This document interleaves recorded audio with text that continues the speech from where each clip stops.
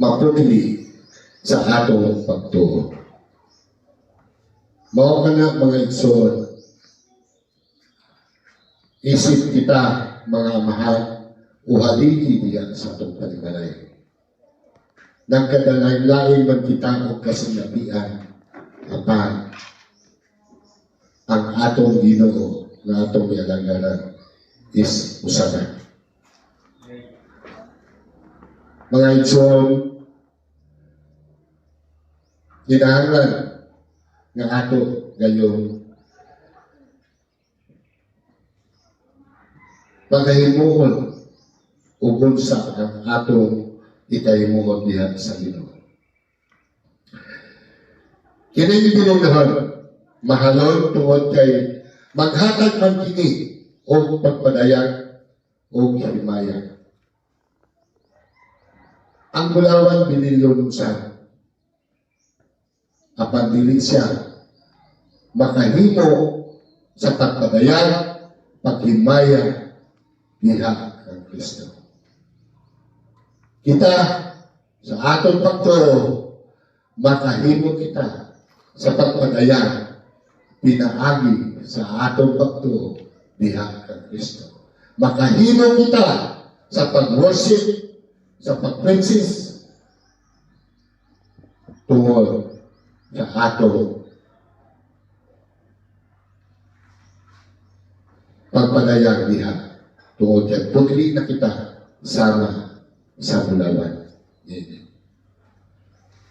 Mao na mga igsoon sa atong kinabuhi sa kinahanglan ikumpara kita sa usa ka bulawan. Tungod kay gusto sa Ginoo nga atong kinabuhi sama sa usa ka bulawan nga malimbuhan pinaagi sa kalayo. Ingon ana ang iya gusto sa atong kinabuhi. Ang ikalima mao ang makaplagan.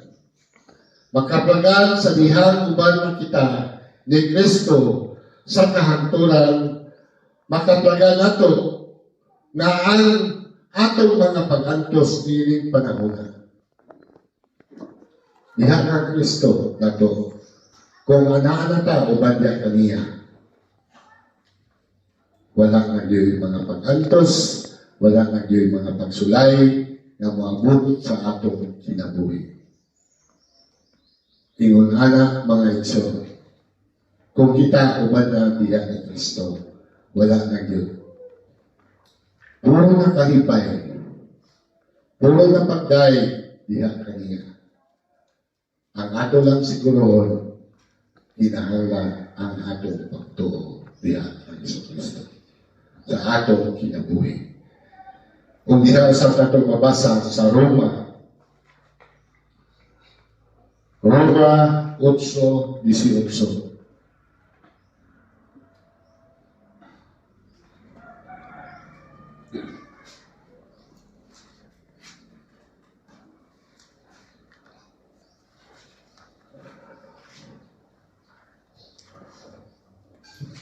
Roma 8:18.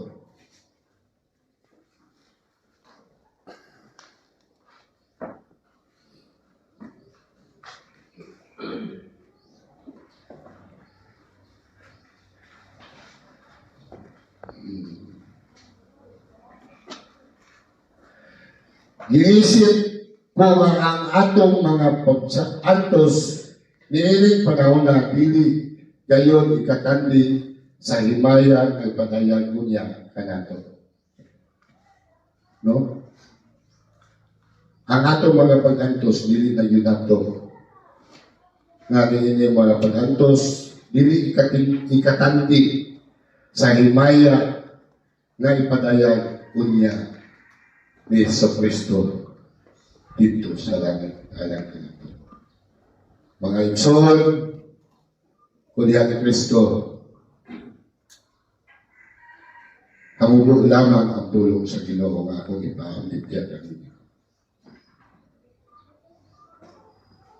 O agi, o ikaris nato mga Kristohanan. Kinahanglan ang atong pagtuo, ato kayo nakuptan sa atong kinabuhi. Bisan kung sapay mo abot sa atong kinabuhi, ato kayo ng pag-awira. O atong pag-alibyuhan tungod kay sama sa usa ka bulawan, dako siya na apan kumalibyuhan na siya, gamay na bilang siya. Ingon anak ko sa kasi nagkakulang ang atong pagtuo apan daghan pa kung ibas kami. Gusto sa Ginoo nga malibyuhan ang imong pagtuo pinaagi sa mga pag-altos, sa mga panahon karon, sa mga pagsulay na maabot sa imong kinabuhi. Tungod kay diha lamang nato masukod kung unsa kayo ang imong pagtuo.